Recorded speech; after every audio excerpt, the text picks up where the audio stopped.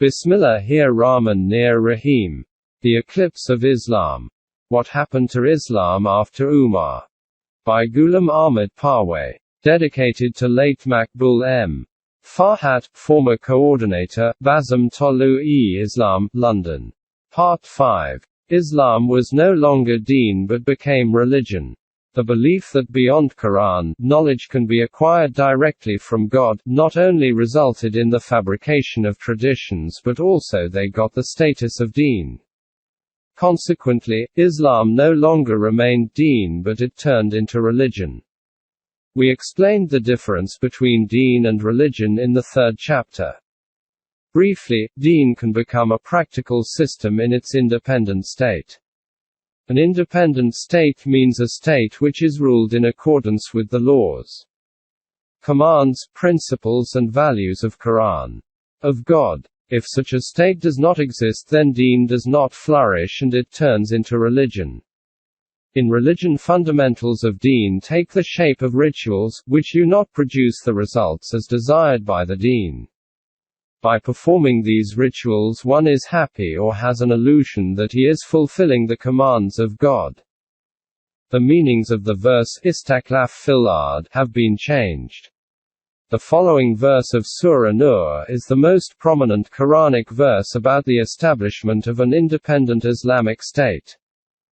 Allah has promised, to those among you who believe and work righteous deeds, that He will, of a surety, grant them in the land, inheritance of power, as He granted it to those before them. That He will establish in authority their religion, the one which He has chosen for them. And that He will change their state, after the fear in which they lived, to one of security and peace. 24:55. It is clear from this verse that the establishment of an independent government is a mandatory result of the firm belief and good deeds. And deen can be established only in this way. This means that deen cannot be established without the establishment of our Muslims' own government. But we have seen that the establishment of government is not necessary for imamah. History shows that, with the exception of Ali, not a single imam had power. Government. To overcome this difficulty, it was said that in this verse, istaklaf means spiritual imamah and not worldly power. According to Al-Kafi, Imam Abu Jafar said, "First of all God created Shab Qadar, in which first He created the Prophet and the Wasi. God's wisdom made this a yearly occurrence in which all events of the coming year were registered. Whoever will deny this will deny the knowledge of God, because prophets and Muhaddis tell people what they receive from God. Jibril brings this information during that night. I asked, do Jibril and other angels visit Muhaddis and others? He said, there is no doubt about the prophets. Besides this, since the beginning of the universe until the end, a representative of God will remain on earth. And, during every Shab Qadar, God will send His commands to that person who is close to Him. By God, angels and spirits descended during Shab Qadar on Adam with the message of God. When Adam died, he was succeeded by his Wasi. After Adam, God's commands came to the prophets and later to their Asiya in Shab Qadar. And by God, when the command of God came to all prophets from Adam to Muhammad Mustafa, he was ordered to convey this to such and such person. In his book, After the Prophet, about the Waliyan-e-Amra, God said, the people who are believers and have good deeds, God has promised that they will be made Khalifa on earth like their predecessors. It means that God says that after your Nabi I will make you Khalifa of my knowledge, deen and prayers, just like the Osius of Adam. Then He sent the last prophet so that nobody is worshipped except him. He said, I should be worshipped with faith. No prophet will come after Muhammad. So those who say contrary to this are disobedient of Allah. So, after Muhammad, God has given access of knowledge to Waliyan-e-Amra. Ash-Shafi, Volume 1, p. 284-85. Not only that, in other traditions of al-Kafi, desire of power and government is called a path of destruction. One tradition says, Imam Raza said that the desire of power is more dangerous and damaging than the presence of two wolves in the herd of sheep that lost its keeper. Opening parenthesis. Ash-Shafi, Volume 2, p. 316. Another tradition says, Hazrat Abu Abdullah said that whoever wished for state and government power is destroyed. Ibad. Separation of religion and politics. With this belief, the worldly government and spiritual state were declared as two separate domains. But the worldly government was condemned. This separation of religion and politics based on the concept of imama was not confined to Shias but also penetrated the Sunnis. The monarchy had already become hereditary under the influence of the belief in hereditary imama. That is why after the four caliphs, Khalifas, all Muslim kingdoms, whether of Shias or Sunnis, were established on the basis of inheritance. Under the concept of duality of religion and politics, government affairs and Islamic law affairs were also divided into two entities. State affairs went to the king while Islamic legal affairs were assigned to religious leaders. The difference in the personal law and public law is also the result of this division. In this way the state was divided into two entities in which two parallel governments were established, one of the king and the other of the religious leaders. This division, not only resulted in the division of the government but also damaged the system of legislation that was proposed by the Quran and was the basis of deen. Legislative principle of the Quranic political system was that the Ummah with consultation and within the limits of Quranic commands and principles should make laws according to the need of the time. Quranic limits were unchangeable but new laws used to change with the need of the time. However, monarchy ended the system of consultation while legislation according to the need of the time was declared illegal by the religious leaders. Possibility of legislation ended. The Imam Shafi'i school of thought declared that all commands and laws are present in the traditions, which are complete and not changeable. Therefore, there is no need to make new laws according to the need of time, nor any change is allowed in the present laws. This was the belief of Ahl Hadith that was resisted by Allamas. Ahl Fiqh, who said that in the light of the Quran and traditions, and on the basis of analogy, qiyas, new commands can be made. And any command which has consensus of the Ummah will become law. We have a popular belief that there are four sources of law, i.e., the Quran, traditions, analogy and consensus. This is based on the Fiqh legal school of thought. This provided an opportunity to make new laws, but later they also adopted the belief that the door of ijtihad, independent judgment, has been closed. Therefore, previous legal decisions cannot be changed and new laws cannot be formulated. Ahl Hadith believed that when there is a conflict between the Quran and Hadith, then the command of tradition will prevail because tradition supersedes the Quran and can even abrogate a Quranic command. This belief was adopted by the followers of the four Sunni schools of thoughts, Hanafi, Shafi'i, Hanbali and Maliki.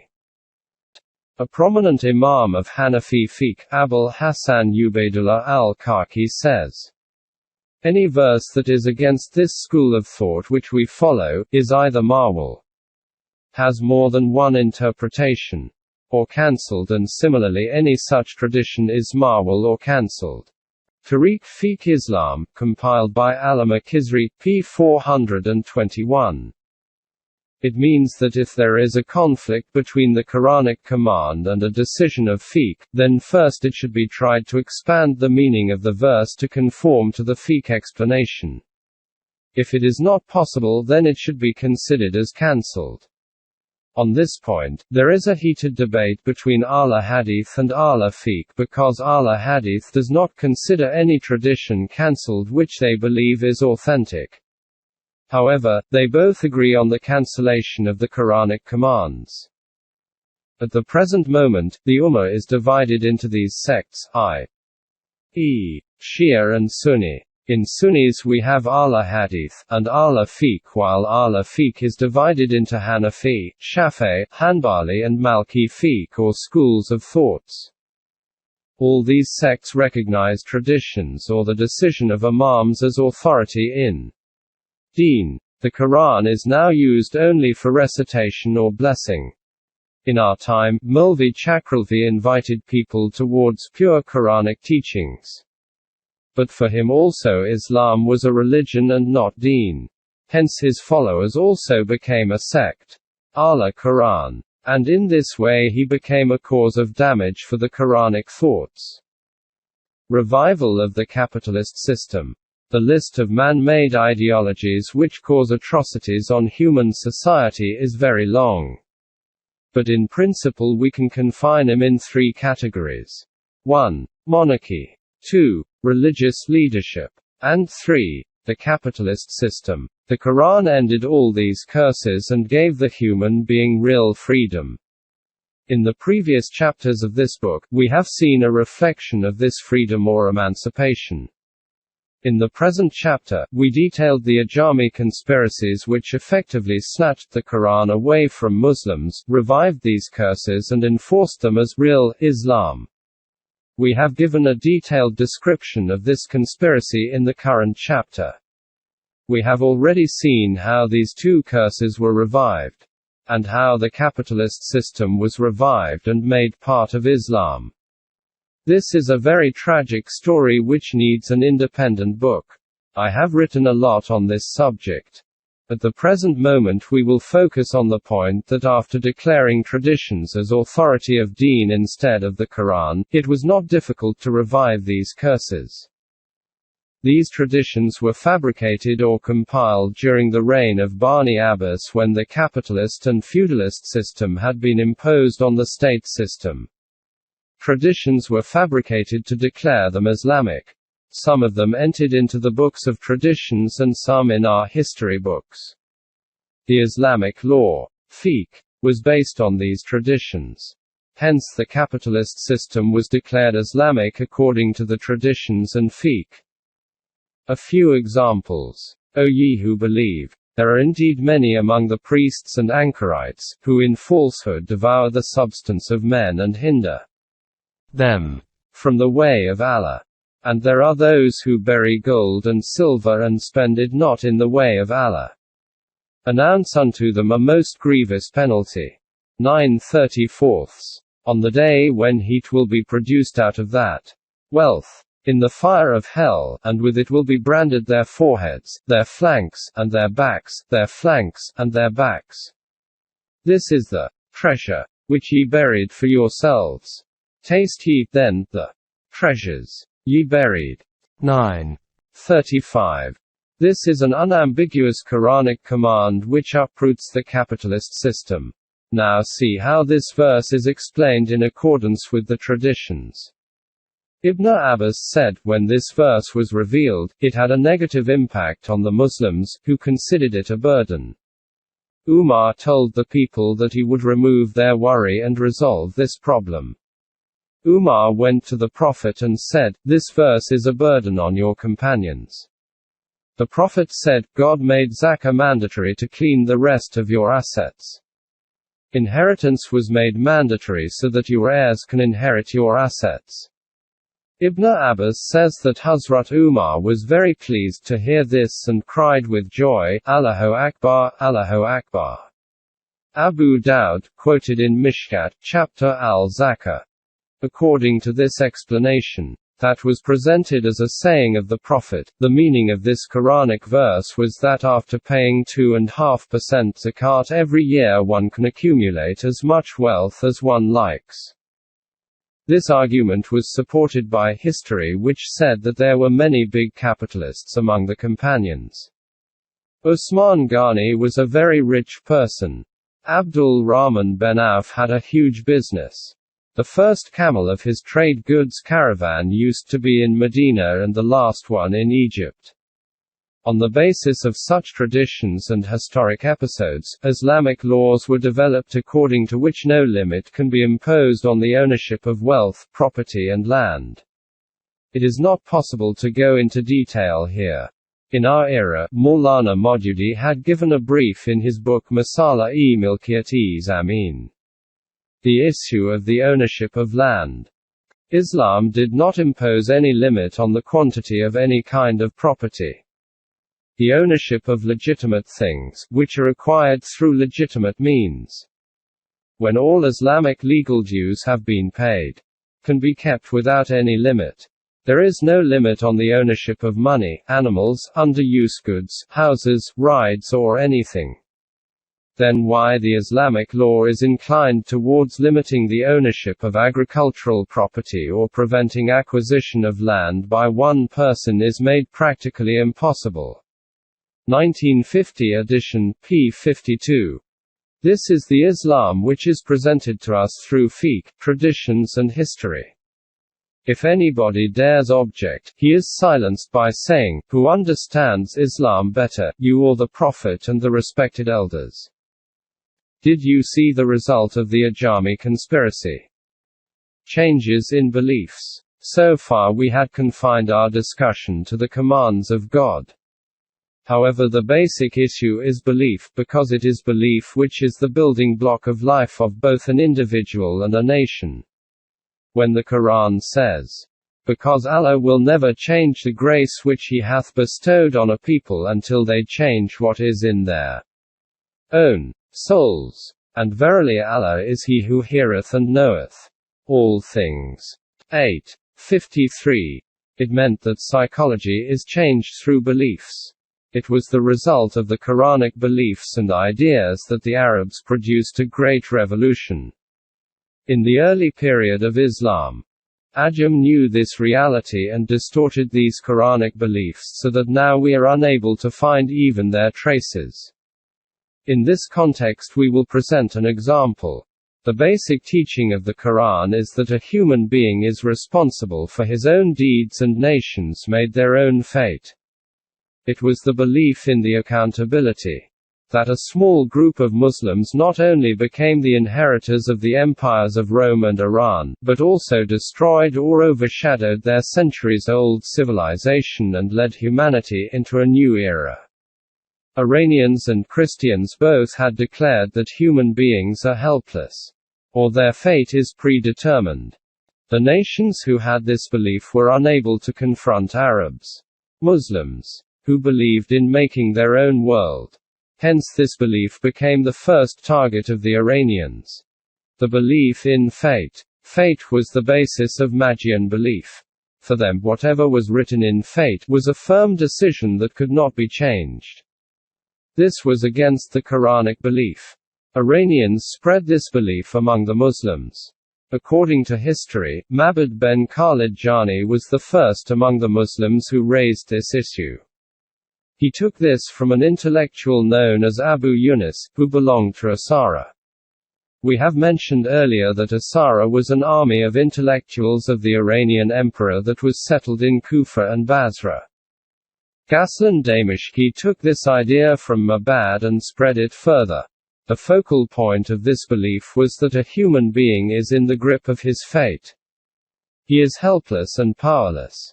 Some historians believe that Jad ben Dirham was the founder of the belief of Jabr, compulsion.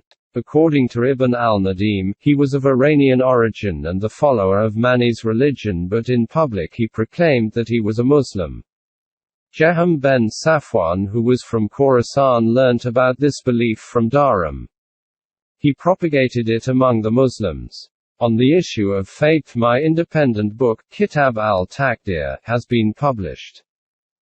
The first sect that appeared among Muslims, without any distinction of Shia or Sunni, was the Jabriya, or Qadriya, sect. This belief is contrary to the Quranic belief of accountability of one's deeds.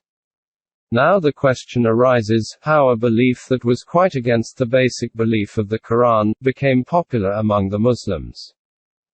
Traditions about fate. In the light of the discussion in the previous pages, we can find an answer to this obviously difficult question very easily. Traditions were fabricated in support of this belief. After that, it was not difficult to declare it as an Islamic belief.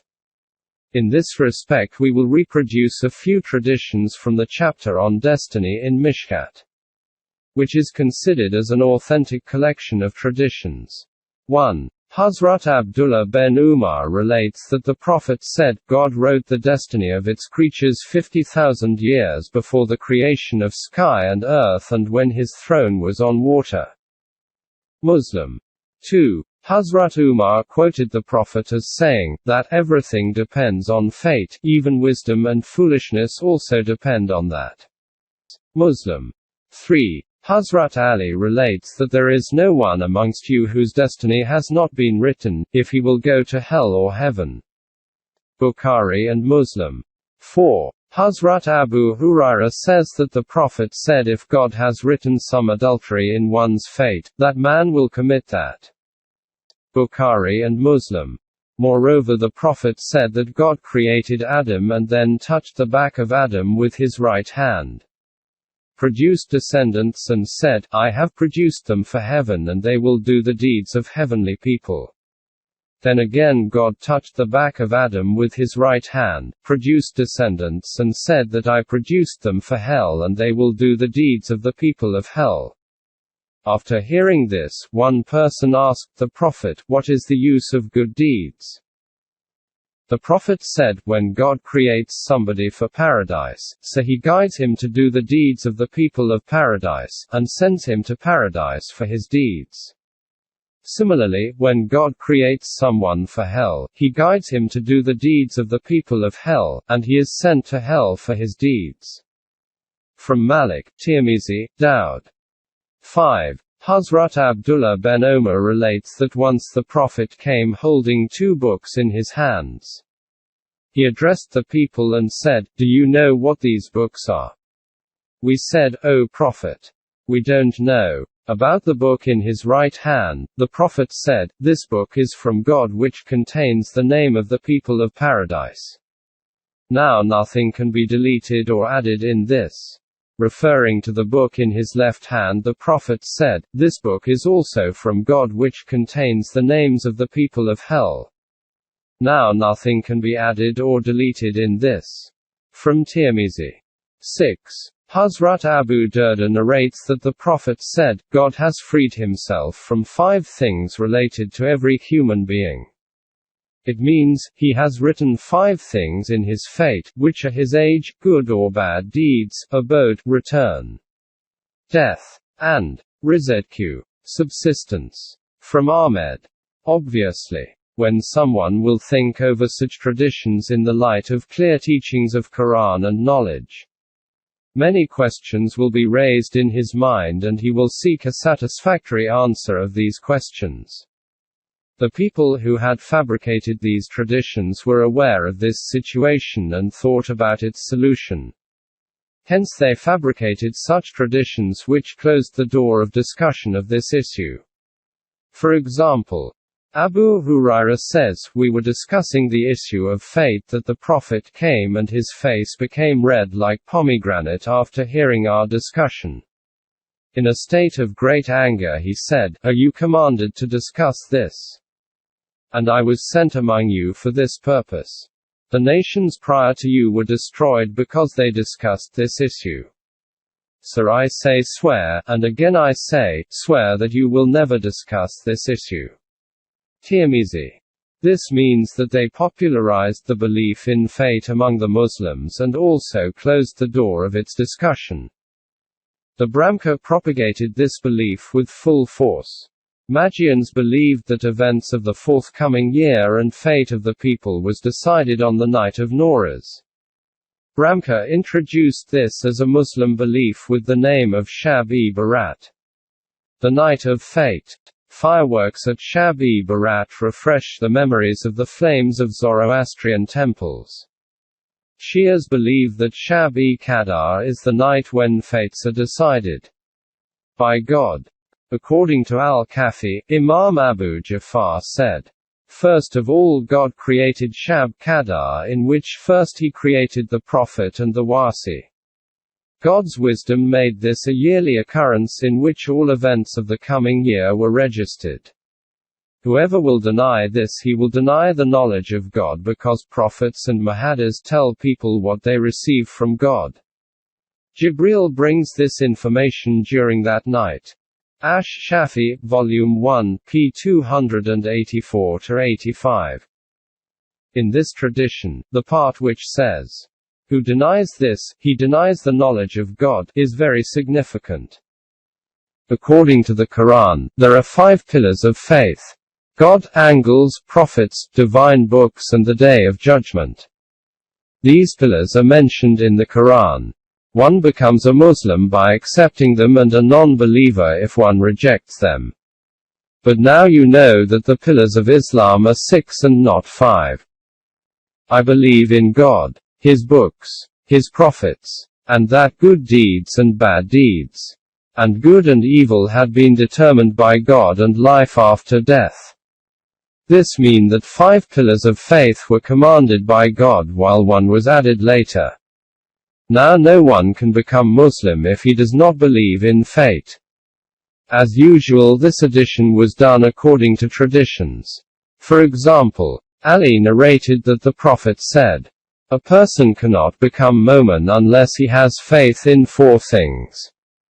Opening parenthesis. 1. Gives witness that there is no one worth worshipping except God.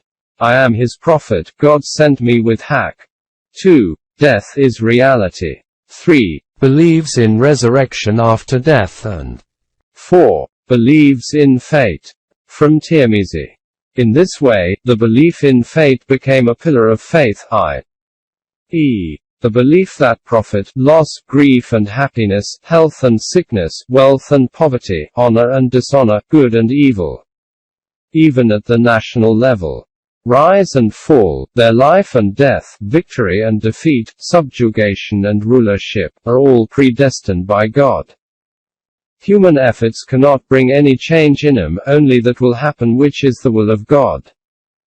You do research to know the causes of the decline of the Ummah. Special committees are appointed, commissions are formed, but there is no need of all this research, because the belief in fate is enough to know the cause of the destruction of nations. A Jami conspiracy made this energetic nation a heap of dust by propagating this belief among the Muslims and making it a pillar of faith. The angle of thought is so deviated that if somebody says that this 6th pillar of faith is an addition in Quran and against its fundamental teachings, the whole community rises to kill him. Just think over, with this belief as a pillar of faith, will this nation be able to rise again on its feet ever? One meaning of fate was explained by Umar. See chapter 4 of this book. And the other meaning was given by the Ajami conspiracy. The meaning given by Farooq, that was in accordance with the Quran, was declared kufr, but Ajami meanings became a pillar of Muslim faith. This is how the Ajamis took revenge from the Muslims. Tasawwuf. Mysticism. This is not the end of the Ajami conspiracy. Still there is another arrow in their quiver arsenal. Wisdom, knowledge and expertise all collapsed in front of this arrow, which proved the last nail in the coffin of Islam. We have seen that the break of the seal of the finality of the Prophet and to open a door parallel to revelation. Through Muhaddas. The concept of Muhaddas was presented, but this was confined to the Imams of Shias. Hence this belief was confined to that sect. On the other hand, in Sunnis, the idea of 2 kinds of revelation was developed, and those beliefs which were outside the Quran were declared equal to the Quranic beliefs. However, this was confined to the personality of the Prophet, and all such non-Quranic beliefs were listed in the books of traditions. It was felt necessary that the possibility of acquiring knowledge direct from God should be opened. This need was met with the idea of tasawwuf, mysticism, about which Allama Iqbal wrote to Syed Suleiman Nadwi. There is no doubt that tasawwuf was an alien plant in the land of Islam that was raised in the Ajami intellect. Iqbalnama, Volume 1, p. 78. It is said that the first person in Islam who became famous as Sufi was a resident of Kufa. His name was Abul Hashem Osman ben Sharik, who died in a hermit near Ramla in 106 AH. The basic belief of tasawwuf is that a human being can attain such a status through intensive prayers that he can directly communicate with God. It is apparent that Shias cannot subscribe to this idea of tasawwuf because they limit this communication with God to the God-appointed imams. Hence they opposed the Sufis. However, it is ironic that all Sufi houses, with the exception of Naqshbandiya, trace their lineage to Ali through these Shia imams. Ali is considered the chief Sufi. Wali. For them the status of wilaya is higher than Khilafah. Not only that, the Sufis believes that only the Ahl Bayt can attain the higher status in tasawwuf. Ibn Arabi writes in Fatuhat-e-Makkiyah that the chief Sufi is always from Ahl Bayt. Other Sufis who do not agree with this idea believe that the chief of the Sufi chiefs, Kitab al-Aktab, is always from Ahl Bayt. Tahqiq-e-Syed wa Sadat, Mahmud Ahmed Abbasi, p. 219. Sheikh Akbar Ibn Arabi. Shias believed in the idea of muhaddas, which meant that imams get knowledge from the same fountain of divine knowledge from which the Prophet got revelation. The people who believe in tasawwuf have similar views. Grand Sufi Mohiuddin ibn Arabi, who is called the Great Sheikh, writes in his well-known book Fahuzul Hukem. Sufis get knowledge from the same source from which the Prophet got. About the traditions he says, no tradition is free from the error of meaning and personal understanding. Hence Sufis directly ask the Prophet about that. Although Sufis are under the prophets but both get revelations, though the vicegerents of the Prophet, i.e., the Sufis, cannot step outside the circle of the Islamic laws, Shariat. But there is a critical point which only people like us can understand. Arbab-e-Shariat are those who give command in accordance with the Quran and traditions. When they don't find a clear answer in the Quran and traditions, they rely on analogy and interpretation. Ijtihad. But this interpretation is based on Quran and traditions.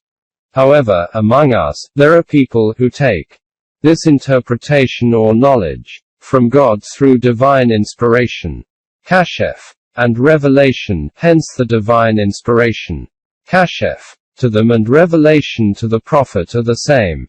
This is the reason that when the Prophet passed away, he did not appoint anybody his successor because he knew that there will be many people in his ummah who will take Khilafah from God and will become vicegerent of God.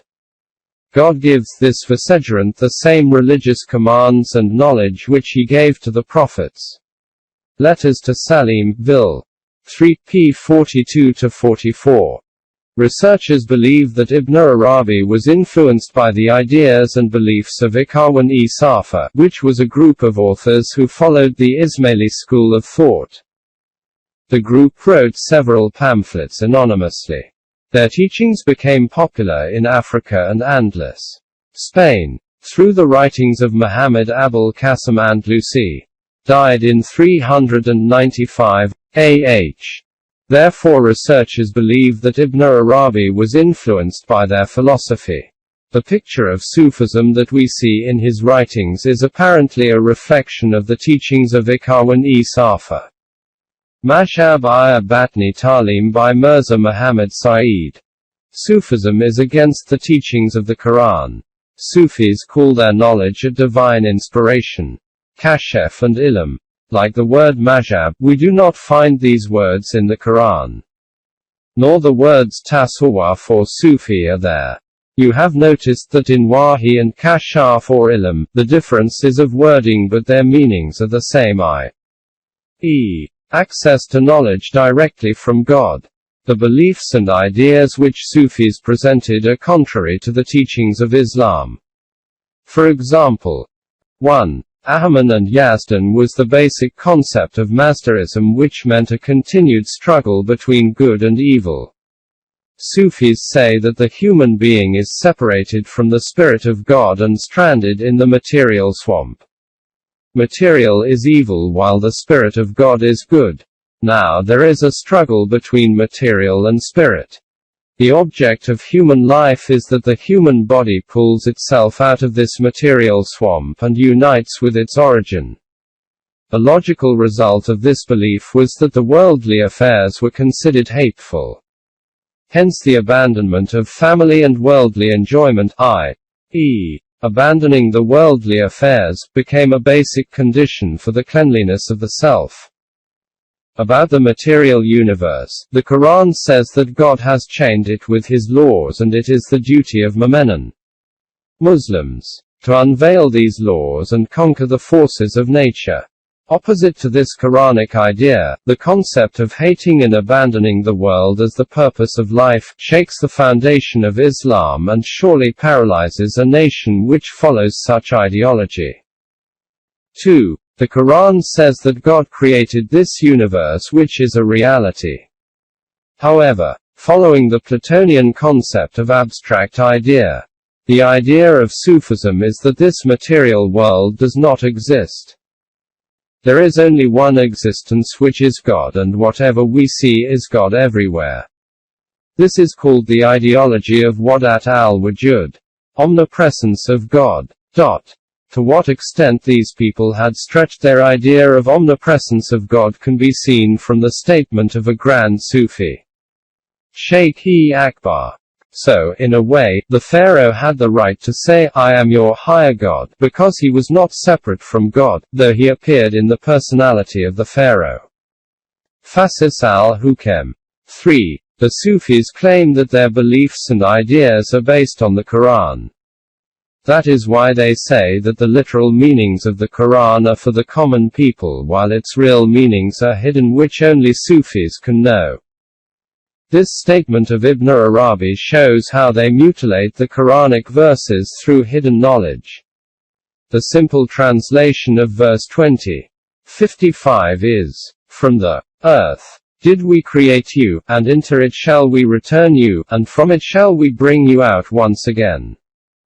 Ibn Arabi in its explanation writes, "We all come out from one source, God, and after death will merge in this oneness. Then we will get perpetual life and again we will be resurrected." Fasis al-Hukem. Authority for the hidden knowledge. It is believed about the hidden, concealed knowledge that it is not revealed to common people, but it is confined to special personalities. Some traditions were fabricated to authenticate this concept, such as, Abu Hurairah said, "The Prophet gave me 2 pots of knowledge. I disseminated one, of open knowledge, but if I reveal the other, hidden knowledge, people will cut my throat." Bukhari, Bab al-Ilm. Also Mishkat, Bab al-Ilm. As mentioned in the reference, this tradition is from Bukhari, which is considered the most authentic book. It is a matter of great regret that neither Imam Bukhari nor others who attribute such traditions to the Prophet ever realized that it will have a negative reflection on the personality of the Prophet. God sent revelations to the Prophet and commanded, "O Messenger, proclaim the message which hath been sent to thee from thy Lord.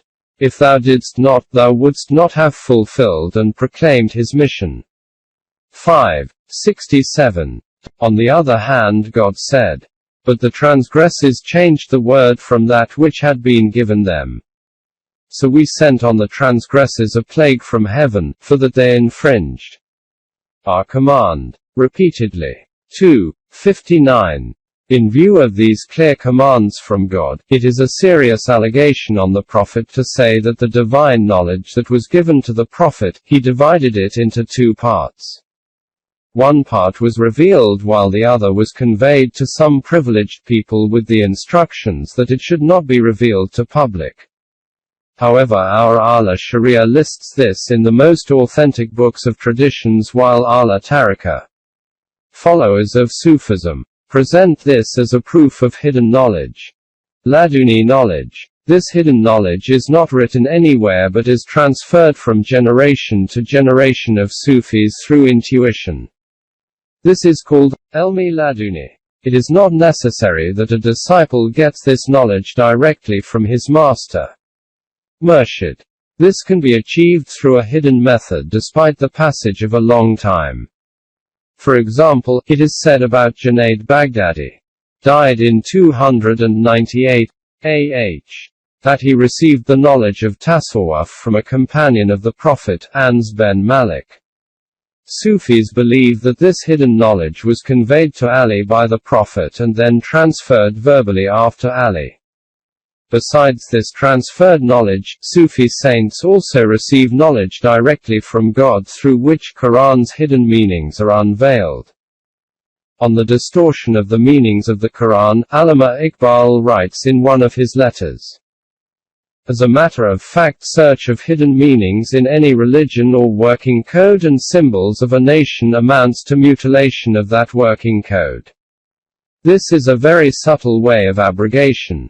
And this method is invented and adopted by those nations whose nature is mischievous. Majority of Ajami poets are those who by nature were tilted towards the philosophy of omnipresence. Iranian nation was inclined towards this philosophy before the advent of Islam, which blocked its development for some times. However, Iran's natural aptitude resurfaced with time. In other words, in other Sunni Muslims, such literature was produced that was based on the ideology of omnipresence. These poets adopted novel and dubious ways to deny and abrogate the teachings of Islam. Iqbalnama, Volume 1, p. 35. Keeping this in mind, Allama Iqbal wrote in another letter, as far as I know, in Fasus al-Hukem there is nothing but atheism and heresy. Ibid. p. 44. 4. Deen is the name of a complete system and regulation for the social life of human beings. It progresses in its own state. That is why Umar said, no Islam without social life. Islam cannot be imagined without a group. Social life. However, Sufism abhors social life. Sufis believe in individual salvation through mediation and contemplation in hermits. According to this ideology, there cannot be any difference between Islam and Hindu Vedaron, Christian monasticism and pre-Islamic Iranian Magians. Opposition to jihad. Islam describes life as a constant struggle, and the final shape of this struggle is when a group of Muslims comes out for war to resist tyranny and oppression. When they return victorious, they're called Ghazi, and the people who lose their lives are eligible for perpetual life. There is no better deed in Islam than jihad. But Sufism calls this jihad a minor jihad, but calls the abandoning of society and exercising self-control as major jihad. Not only that, they see the armed jihad with contempt. In this respect they have a popular stanza.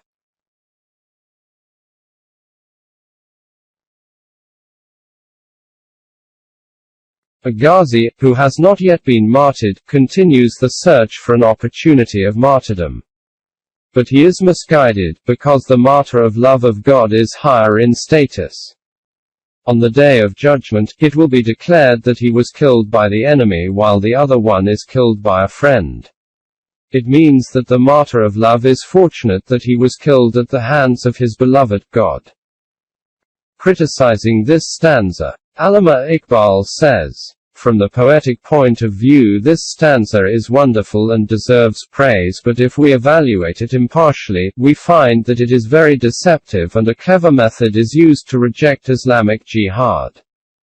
It is the art of the poet that though a person is being given poison, he thinks he is given the water of immortality. Unfortunately, Muslims have been believing this for several centuries. Letter to Siraj Din Pal in Iqbalnama, Volume 1 p. 36. All mystic poetry was produced during the period of political downfall of the Muslims. And it should have been like this because when a nation loses power and energy, as Muslims lost after the Tatar attack, its thinking is changed. For them their weakness becomes a thing of beauty, and abandoning this world, seclusion, becomes a way of seeking pleasure. Nations hide their laziness and defeat in their struggle for survival behind the curtain of seclusion. In Indian Muslims we see that the climax of poetry reached in the Marsyas. Poetry about the martyrdom of Imam Hussain of Lucknow. Ibid. p-44. In another letter, he writes, "For centuries Indian Muslims are under the influence of the Iranian thoughts. They are not aware of the Arabic Islam and its objective and mission. Their literary as well as social ideals are Imams." Ibid. p-24. He calls this Magian heritage of Muslims and writes with great grief and sorrow. This Magian heritage has dried up the roots of Islam. It has also blocked the development of Islamic spirit and achievement of its objectives. Ahmadiyat and Islam. Allama Iqbal and Tasawwuf. In 1917, Allama Iqbal wrote an article, Islam and Mysticism, that was published in New Era, a newspaper of Lucknow, on July 28, 1917. In this article he described Sufism as jugglery. What kind of teachings is found in the Sufi books? I cannot give detail here, but I have given a few examples in my book Salim Ki Naam Kutut. Letters to Salim. Volume 3. The claim of Mirza Ghulam Ahmad. When this belief of Sufism, which was based on the Shia concept of Mahadas, opened the door of divine inspiration, then naturally there was a possibility of claiming prophethood. Hence, Mirza Ghulam Ahmed Qadiani, climbing on these stairs, claimed that he reached the status of a prophet. First he wrote, "Our prophet is the last among the prophets. No prophet can come after him. That is why in Sharia, Islamic law, Mahadises are the vicegerents of the prophet." Shahadat al-Quran, p. 28. At another place he writes, "I did not say anything to people except what I have written in my books, that I am a Mahadis and God communicates with me as he did with other Mahadises." Hamayat al-Bashra, p. 96. In view of our earlier discussion, it is not difficult to understand where Mr. Mirza borrowed the idea of Mahadis from. Its source is Shia and Sufi literature. For example, as we mentioned earlier, the concept of Mahadis was first appeared among the Shias. It was argued that in verse, "And we did not send before you any messenger or prophet, but when he desired." 22:52.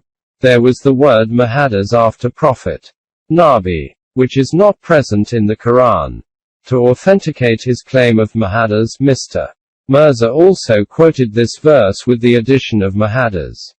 On the issue of Sufism, an article was published on July 11, 1973 by Pajam-e Sula, which is the spokesman of the Lahori branch of Mirza's followers.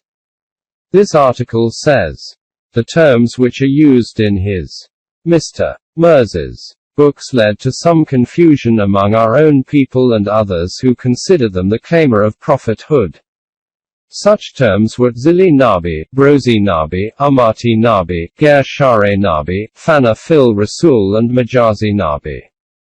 Now the issue is what the source and meaning of these terms is.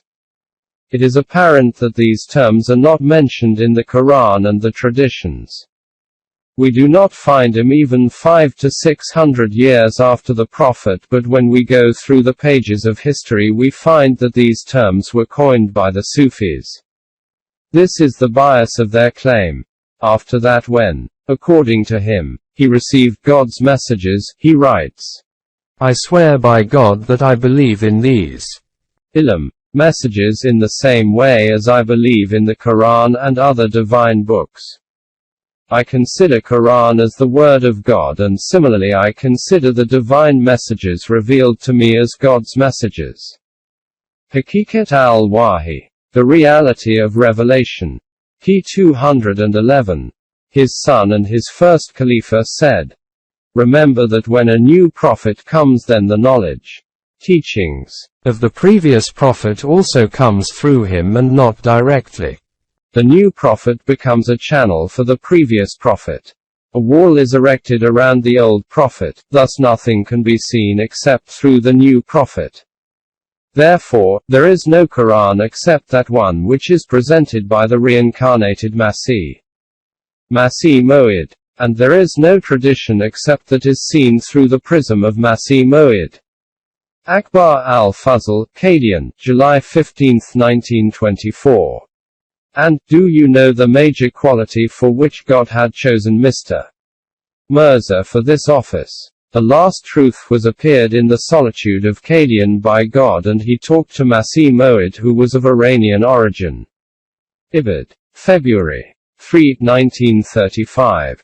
Coincidentally, Mirza Ali Muhammad Bab and Bahauddin were also from Iran, and the deed was to cancel the command of jihad. Do you see where his lineage is linked? The biggest achievement of this God-appointed prophet was that he cancelled the command of jihad. The intensity of jihad, i.e., the religious wars, was gradually reduced by God. During the era of Hazrat Musa, people were killed even for the belief in God, even suckling infants were killed, and then during the period of our prophet, killing of children and old people and women was banned. Therefore certain nations only paid jizya, poll tax, instead of accepting Islam, faith that was considered as a way of salvation. And then Masih Maw'id completely banned jihad. Arba'in, number 4, p. 15, notation by Mirza Ghulam Ahmed Rabbani. From today the human jihad through sword is banned by the command of God. Now, anybody who raises a sword against an infidel and calls himself Ghazi, disobeys the Prophet who said 1,300 years ago that after the appearance of Masih Maw'id all jihad with the sword will be banned. There is no jihad with the sword after my appearance. We raise the white flag of faith and reconciliation. Qadiani Madhab, p. 296. Gist of the Persian conspiracy. This was a brief introduction of the conspiracy through which the Iranians not only took revenge from the Arabs for the defeat, but also uprooted the foundations of Islam. Allama Iqbal summed up all this discussion in one sentence. The result of the vanquish of Iran was not that Iran accepted Islam, but Islam was painted in the Iranian color. New Era, July 28, 1917.